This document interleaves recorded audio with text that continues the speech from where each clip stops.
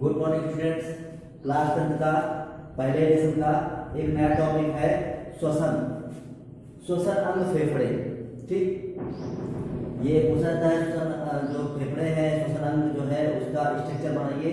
तो ये श्वसन अंग का जो स्ट्रक्चर बना हुआ है, जो लंग्स है, फेफड़े हैं, उसका स्ट्रक्चर बना हुआ है। तो वीडियो शुरू करने से पहले अगर आप हमारे चैनल पर नए हैं तो चैनल को सब्सक्राइब करें, बेल आइकन को प्रेस करें ताकि आपको वीडियो मिल सके। चलिए आइए शुरू करते हैं श्वसन अंग फेफड़े। ठीक, तो सबसे पहला प्रश्न उठता है जो फेफड़े होते हैं वो कहाँ पर स्थित होते हैं। तो जो फेफड़े होते हैं, जो लंग्स होते हैं, ठीक, वो हृदय, जहां पर हार्ट होता है, हृदय के मध्यावकाश, हृदय और मध्यावकाश के बाएं और दाएं से होते हैं। ठीक, जो हृदय होता है, हृदय में जो मध्यावकाश होता है, मध्यावकाश के बाएं और दाएं, ठीक, बाएं और दाएं स्थित होते हैं ये। और कितने होते हैं लंग्स, कितने होते हैं? मनुष्य में जो लंग्स होते हैं वो 2 होते हैं, अर्थात एक जोड़ी फेफड़े स्थित होते हैं। ठीक, अब फेफड़ों की स्ट्रक्चर क्या होती है ये तो पता चलेगा कि कहाँ पर स्थित होते हैं। तो हृदय के मध्यावकाश के बाएं और दाएं स्थित होते हैं। ठीक, फिर ये कितने होते हैं? तो ये संख्या में 2 होते हैं। और कहाँ होते हैं? तो ये हमारे वक्ष गुहा, इस भाग को कहते हैं वक्ष, इस भाग को कहते हैं वक्ष। वक्ष भाग के जो अंदर खोखला स्थान है, वक्ष गुहा जिसको बोलते हैं। ठीक, वक्ष गुहा, गुहा मतलब कैविटी। तो जो वक्ष कैविटी है उस कैविटी में स्थित होते हैं। ठीक, तो ये जो फेफड़े होते हैं वक्ष गुहा में स्थित होते हैं। अब इनका स्ट्रक्चर कैसा होता है? तो देखिए, सबसे ऊपर जो होता है वो लैरिंक्स होता है। लैरिंक्स मतलब इसे कंठ या स्वरयंत्र बोलते हैं इसको। ठीक, इसको क्या बोलते हैं? लैरिंक्स या कंठ या स्वरयंत्र बोलते हैं। इसके नीचे जहां से हम लोग सांस फेफड़ों में जाती है, मतलब जहां से वायु जो होती है वो वायु फेफड़ों में प्रवेश करती है, उस पाइप को, उस नली को क्या बोलते हैं? ट्रैकिया, या हिंदी में से कहें श्वास नली। ठीक, तो जो श्वास नली होती है, जो जहां से वायु फेफड़ों में प्रवेश करती है, उस नली को श्वास नली ट्रैकिया कहते हैं। ठीक, श्वास नली ट्रैकिया में तुम देख रहे हो छोटे छोटे छल्ले जैसे पड़े हैं।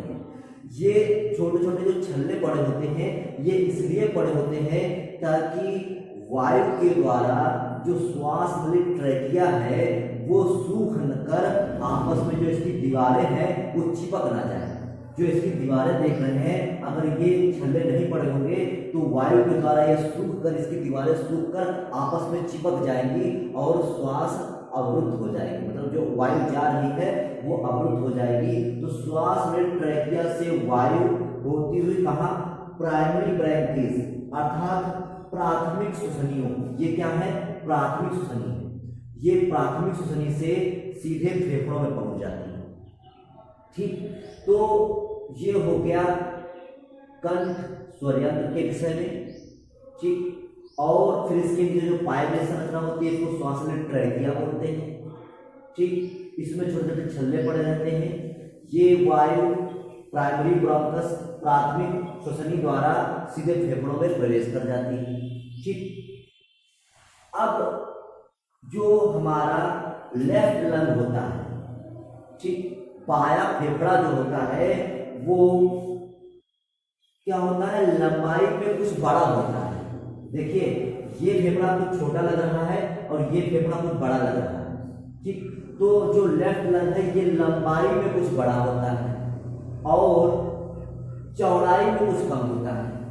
ये देखिए चौड़ा जाता है, इसकी चौड़ाई कम है।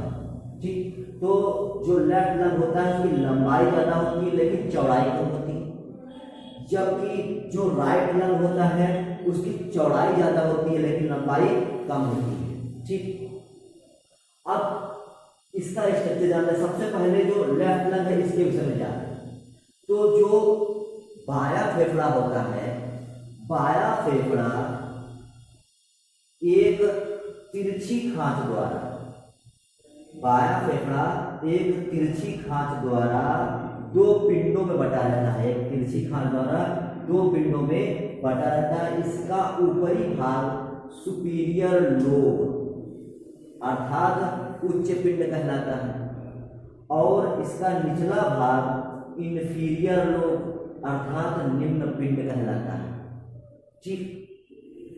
और जो संपूर्ण फेफड़ा है उसमें छोटे छोटे वायु कोश होते हैं। क्या होते हैं? एयर चैम्बर होते हैं, वायु कोश होते हैं छोटे छोटे।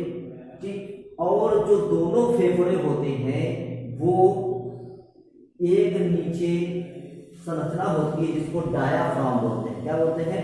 डायाफ्राम। डायाफ्राम पर रखे हुए होते हैं अर्थात डायाफ्राम से चिपके हुए होते हैं। नीचे की ओर जो संरचना होती है उसे डायाफ्राम कहते हैं और डायाफ्राम से चिपके हुए होते हैं। अब आते हैं राइट लंग पर। तो जो राइट लंग होता है, जो राइट लंग होता है वो दो तिरछी खांच, एक और दो तिरछी खांचों द्वारा तीन भागों में बटा रहता है। एक, दो और तीन भागों में बटा रहता है। जो इसका ऊपरी भाग है वो कहलाता है सुपीरियर लोब अर्थात उच्च पिंड। क्या कहलाता है? Superior lobe. सुपीरियर लोब क्या कहलाता है? सुपीरियर लोब कहलाता है, इसको कहते हैं उच्च पिंड। मध्य का जो भाग होता है उसे मिडिल लोब कहते हैं और इसे हिंदी में कहते हैं मध्य पिंड। जो सबसे निचला भाग होता है उसे इंफीरियर लोब कहते हैं, जिसे कहते हैं निम्न पिंड। ठीक। तो इस प्रकार से जो राइट लंग है वो दो तिरछी खांचों द्वारा तीन पिंडों में बटा होता है। ठीक। तो ये हमारा लेफ्ट लंग के विषय में हो गया, फिर राइट लंग के विषय में हो गया। अब देखिए जो फेफड़े होते हैं वो चारों ओर से दोहरी झिल्ली से घिरे होते हैं। चारों ओर से देखिए, एक पहली झिल्ली फिर ये दूसरी झिल्ली। तो जो चारों ओर से दोहरी झिल्ली से घिरे होते हैं, दोनों फेफड़े जो होते हैं वो चारों ओर से दोहरी झिल्ली से घिरे होते हैं। जो ऊपर की झिल्ली होती है, जो ऊपर की जो लेयर होती है, मेम्ब्रेन होती है, उसको पेराइटल प्लूरा कहते हैं। क्या कहते हैं हिंदी में? Parietal pleura. ठीक। और उसके नीचे जो लेयर पाई जाती है उसे क्या कहते हैं? Visceral pleura. हिंदी और इंग्लिश हमने दोनों में लिख दिया है ताकि कोई कठिनाई ना हो। ठीक। तो ऊपर की जो लेयर होती है, जो ऊपर की मेम्ब्रेन होती है उसे क्या कहते हैं? Parietal pleura. उसके नीचे का जो लेयर होती है उसे क्या कहते हैं? Visceral pleura. ठीक। तो ये दोनों लेयर के द्वारा फेफड़े घिरे रहते हैं। इन दोनों लेयर का काम क्या है? ये दोनों जो लेयर होती है वो आपस में एक दूसरे पर सरकती है। जब हम लोग सांस लेते हैं तो ये दोनों लेयर एक दूसरे पर आसानी से सरकती हैं। ठीक। जिसके कारण हम लोग सांस आसानी से लेते हैं। कभी कभी क्या होता है, इन दोनों लेयर के बीच में पानी भर जाता है। ठीक। इन दोनों लेयर के बीच में पानी भर जाता है जिससे क्या होता है, श्वास लेने में कठिनाई उत्पन्न हो जाती है और इस रोग को प्लूरसी रोग कहते हैं। क्योंकि प्लूरा है इसीलिए इस रोग का नाम भी रख दिया गया प्लूरसी रोग। ठीक। तो इस प्रकार से हमारे ये लंग्स की स्ट्रक्चर कंप्लीट हो जाती है। ठीक।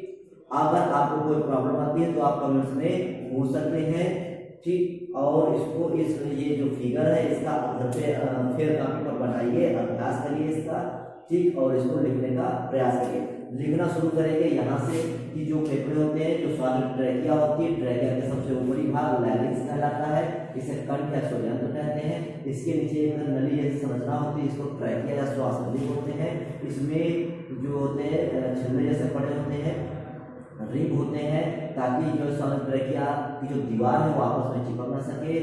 हमारे जो फेफड़े होते हैं वो कहाँ पर स्थित होते हैं, तो हृदय के मध्यावकाश के बाएं और दाएं फेफड़े विकसित होते हैं। इस प्रकार से पूरी कॉपी पर हम इसकी व्याख्या करके लिखेंगे। ठीक। आज के लिए बस इतना ही, बाकी कल एक नए टॉपिक के साथ। थैंक यू, धन्यवाद।